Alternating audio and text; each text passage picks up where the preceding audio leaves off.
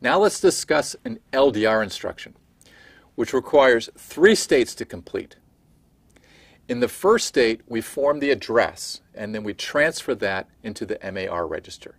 Now that's done in 1 state, so that takes 1 clock cycle. Here's how we carry out the evaluate address state in the LC3 microarchitecture. We set the address 1 mux select input to pick the value from the register file, and the address 2 mux select input to pick the sign extended rightmost 6 bits of the instruction. Those get added together. We pass that through the MAR mux. We set the gate signal to be a 1 to allow that to be put out into the bus. And then we assert the load signal associated with the MAR register. The second of our 3 states is operand fetch. Here we read the data from the address associated with the MAR register, and we put that result into the MDR register.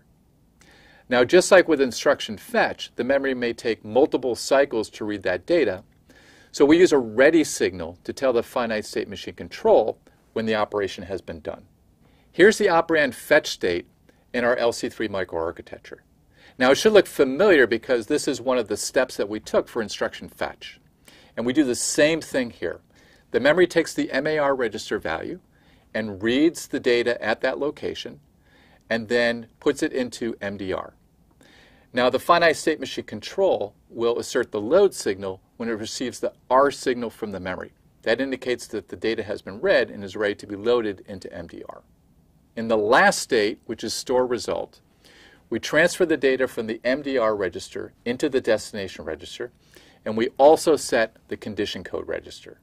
Here's our microarchitecture diagram showing the store result state. The finite state machine control sets the gate signal to be a 1 so that we put the MDR contents out into the bus.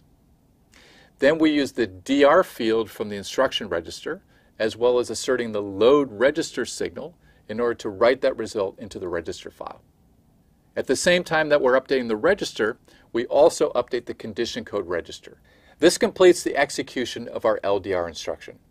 This is carried out over 3 states, which means 3 ticks of the clock is what's required in order to execute this instruction after decode.